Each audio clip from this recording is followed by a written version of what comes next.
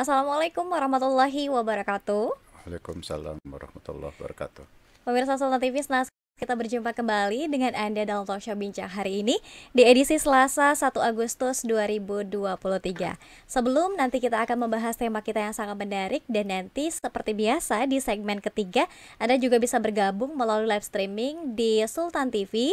Jangan lupa memfollow media sosial kita di Instagram di @sultantv.co dan juga @beritasultantv. Lalu fanpage Facebook kita di @kreatifsultan dan juga YouTube streaming kita di Sultan TV. Anda juga bisa menyaksikan tayangan kita melalui TV satelit Nin Media di channel 026. Hari ini kita akan membahas terkait dengan strategi BKKBN dan Pemprov Banten untuk memutus mata rantai stunting. Angka stunting di Provinsi Banten masih cukup tinggi. Meski demikian, kerja keras dan nyata Pemprov bersama dengan stakeholders terkait, termasuk juga BKKBN Banten, pada awal tahun 2023, angka stunting berhasil turun sebesar 4,5% atau menjadi 20%. Lalu, apa saja yang menyebabkan stunting di Banten masih terus terjadi, dan bagaimana Pemprov Banten bersama dengan BKKBN dan seluruh stakeholders bersinergi memutus mata rantai stunting. Dan pemirsa, senang sekali di studio Sultan TV telah hadir narasumber kita, Bapak Dr. Andes Nafis MM selaku PLH Kepala Perwakilan BKKBN Provinsi Banten. Assalamualaikum, selamat pagi Pak. Waalaikumsalam, selamat pagi Mbak. Baik, terima kasih banyak Bapak sudah mau hadir. Sehat hari ini? Alhamdulillah sehat. Alhamdulillah sehat. Mungkin boleh informasi dulu nih Pak, apakah BKKBN juga ini salah satunya mengurusi soal stunting?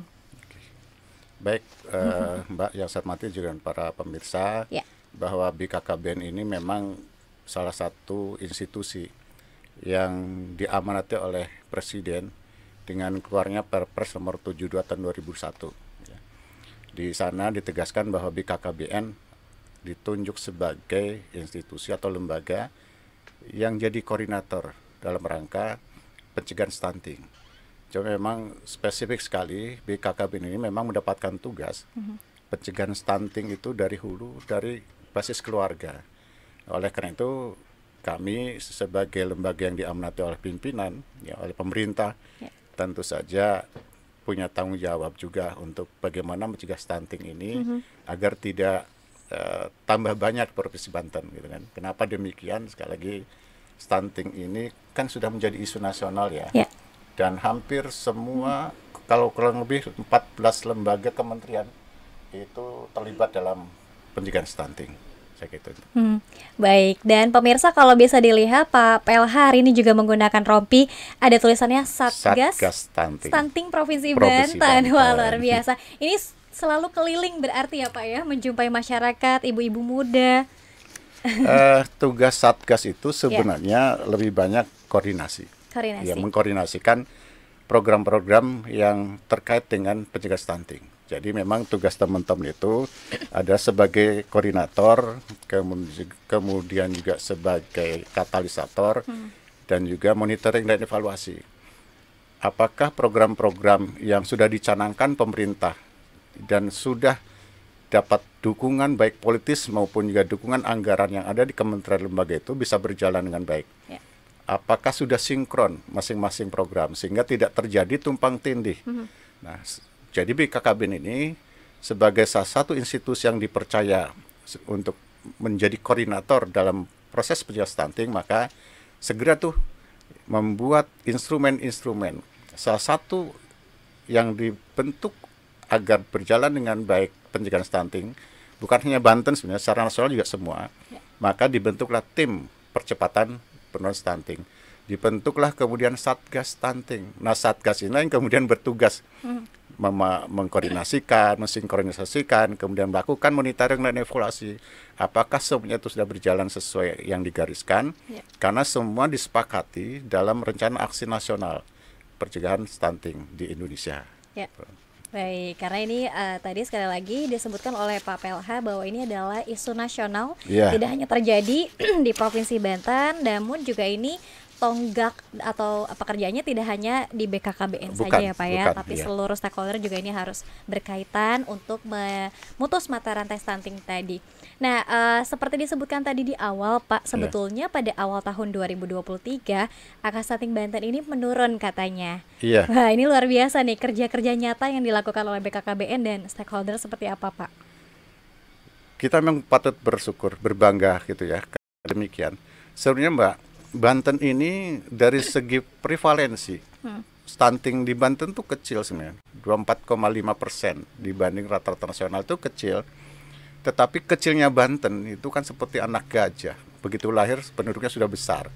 Bayangkan saja dengan 24%-nya saja itu ada angka sekitar 296.000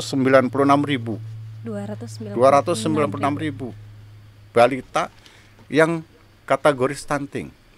Jadi 24,5% dari penduduk atau dari balita yang ada di Banten sebesar 29.000 itu, 296.000 itu terkategori stunting.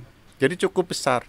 Dengan angka seperti itu, seperti target nasional, Banten juga harus mampu menurunkan angka 14% di tahun 2004. Kita bersyukur selama tahun 2022 berdasarkan hasil survei status gizi, ya, kita turun pada posisi 20%.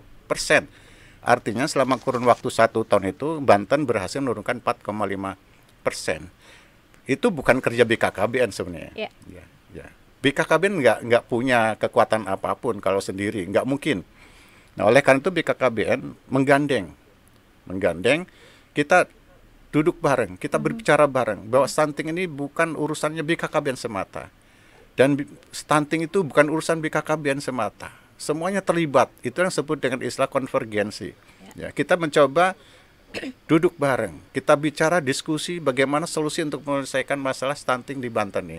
Kita jangan lupa, walaupun sudah turun 4,5%. Dan memang optimis lah di tahun 2024 itu mudah-mudahan Banten bisa pada posisi 14. Dengan proyeksi 4,5% per tahun, kita masih ada waktu 2022. Karena SSG 2022 itu kan hasil dari 2021. Masih adalah sekitar 2-3 kali lagi. Ya, tahun, ya 2 atau 3 tahun lagi kita menurunkan stunting. Jadi kalau rata-rata 4,5 berarti kan kita bisa mencapai sekarang di posisi 20. Ada 6% lagi. Ya. Ada 6% lagi berarti kalau rata-rata 2 tahun saja 4,5 kali 2 9%, kita bisa di 14%. Tapi jangan lupa Mbak, bahwa kasus stunting ini kan juga tidak hanya menghitung bahwa yang terjadi penurunan, tapi kan juga akan tumbuh lagi yang baru kasus-kasus stunting kalau kita tidak antisipasi sejak awal bagaimana agar stunting ini tidak terjadi atau tidak bertambah di Provinsi Banten. Hanya kan patah tumbuh hilang berganti. Yang saya khawatir nanti sembuhnya seperti gugur 1 tumbuh 1000 kan gitu. Nah, kita tidak berharap seperti itu. Kalau gugur 1 ya mudah-mudahan tidak ada lagi pertambahan. Artinya tidak terjadi lagi stunting 1 hilang kemudian tumbuh 1000 stunting. Jadi kita berharap seperti itu di Banten. Baik. Karena memang laju pertumbuhan penduduk di Provinsi Banten juga ini cukup tinggi juga ya Pak PLH. Kalau LPP kita sebenarnya kecil Mbak. Sudah pada posisi 1,25. 1,25. Bayangkan ketika sensus penduduk tahun 2010 sampai 2020, LPP kita itu mencapai 2,78%. Cukup tinggi. Nah, sekarang periode 2010 sampai 2020 ya, sensus penduduk kita menyatakan bahwa LPP kita 1,25. Menurun. Cukup drastis. Cukup drastis penurunannya. Ya, ini salah satu indikator bahwa program keluarga berencana di Banten cukup berhasil. Tetapi masih ada tantangan yang saya sampaikan tadi. Stunting kita masih cukup tinggi. Bayangkan 24,5% itu dari balita yang ada sekitar 290 tadi yang ribu yang saya sampaikan tadi. Itu tantangan buat kita, bagaimana menurunkan angka-angka itu. Walaupun sudah berhasil, sekali lagi tantangan tetap ada. Karena nanti modusnya kalau bahasa anak muda, modusnya berbeda lagi tuh Mbak. Modusnya beda lagi. Dan satu lagi Mbak, TFR kita itu sudah pada posisi 1,9. TFR ini menggambarkan rata-rata kemampuan wanita usia subur selama masa hamil memiliki anak antara 1 sampai 2 orang. Oke. Tuh. target nasional untuk mencapai level atau penduduk tumbuh seimbang itu pada posisi 2,1 TFR. Jadi di Banten sudah berada di bawah posisi nasional. Tapi perlu diperhatikan juga Mbak, ada kecenderungan sekarang ini tren. Kalau di negara-negara maju seperti Korea, Jepang itu malah pertumbuhannya minus. Betul. Ya. Kenapa minus? Karena di sana sedang tren. Di Indonesia mulai sekarang itu ada keluarga tapi tidak punya anak, ya kan? Nah, itu kita waspadai, jangan nanti kita juga akan akan berkurang generasi muda. Kalau sekarang oke lah, penduduk Banten yang produktif itu masih di sekitaran 60 atau 70%.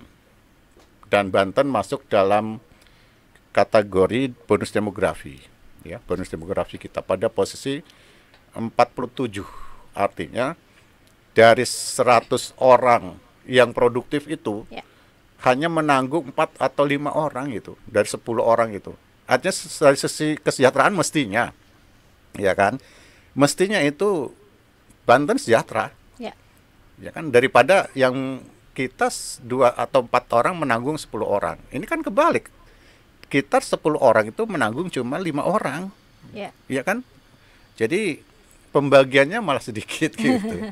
Cuma tadi tuh Mbak, tantangannya karena stunting juga salah satu bagian yang perlu diperhatikan. Kalau stunting ini tidak kita bisa cegah, tentu akan menghambat juga proses pencapaian bonus demografi. Betul. Ya, apalagi kalau kemudian kita ingin bahwa Indonesia Emas 2045. Dan Indonesia itu salah satu negara yang dikatakan ekonominya mandiri.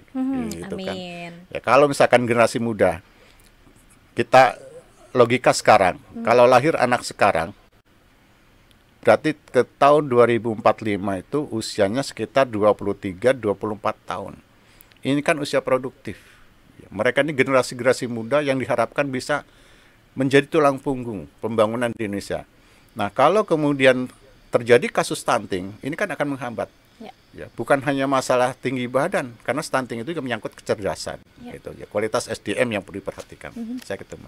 Baik, wah luar biasa ya.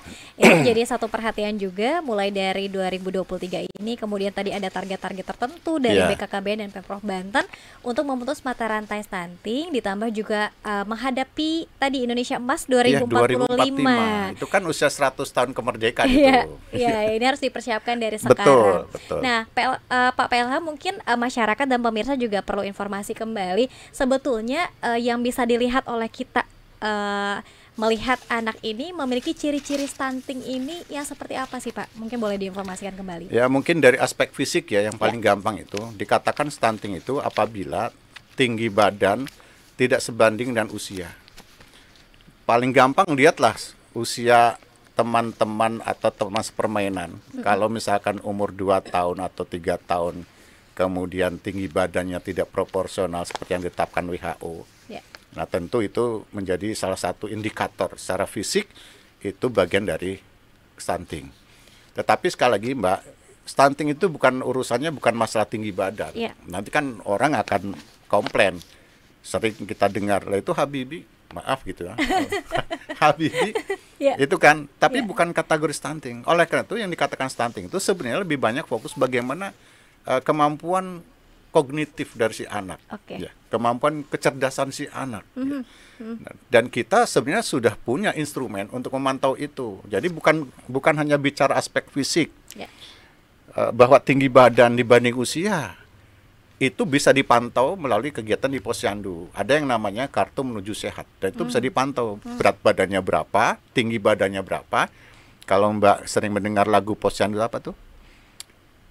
Berat badanku ditimbang selalu, Posyandu menunggu setiap hari. Kalau ibu diare, kalau aku diare, ibu waspada.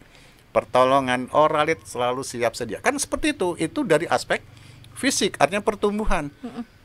Sekarang BKKBN membuat sebenarnya instrumen lain untuk memantau tingkat kognitif, kecerdasan dan keterampilannya. Dan itu bisa dilakukan dengan ibu-ibu yang memiliki balita itu ikut dalam kegiatan BKB. BKB. Kita punya instrumen untuk memantau perkembangan. Kalau tadi pertumbuhan itu aspek fisik, sekarang kita bicara perkembangan dari aspek kognitif dan kecakapan atau keterampilan seperti kemampuan bicara, gerakan halus, gerakan kasarnya, kemudian kecerdasannya, kosakata yang dimiliki anak. Kita sudah punya ukuran usia sekian tuh sudah bisa, ini harusnya usia sekian. Nah, kalau tidak bisa itu dikonsultasikan dengan ahlinya, ya kita konsultasikan. Nah, itu bisa diperoleh dengan mengikuti kegiatan Bina Keluarga Balita. Instrumennya kita kenal dengan kartu kembang anak. Jadi sebenarnya kita sudah mempersiapkan semua instrumen itu, sudah siapkan. Wah, luar biasa Pak PLH. Ini artinya adalah salah satu program yang cukup komprehensif juga yang dilakukan oleh BKKBN bersama dengan stakeholder terkait, lagi-lagi untuk memutus mata rantai stunting. Tidak hanya tadi pertumbuhan fisik, tapi juga tadi kognitifnya juga diperhatikan ya. Kan itu yang terpenting sebenarnya. Itu yang terpenting. Era sekarang kan era yang ya nanti kalau kita nggak siap seperti itu kalah dengan kecerdasan buatan. Iya kan? Iya, betul. Orang di luar negeri saja sekarang kan sudah pakai robot pinter. Bicaranya seperti manusia, gerak motoriknya hampir sama dengan manusia. Nah, kalau kita kalah juga nanti kalah sama robot dong nanti. Baik, Pak PLH, kita jeda terlebih dahulu. Nanti usai jeda kita akan kembali masih membincang soal bagaimana strategi ya, dan juga program-program khusus yang mungkin juga ini dimiliki oleh BKKBN untuk memutus mata rantai stunting. Tetap bersama kami dalam bincang hari ini.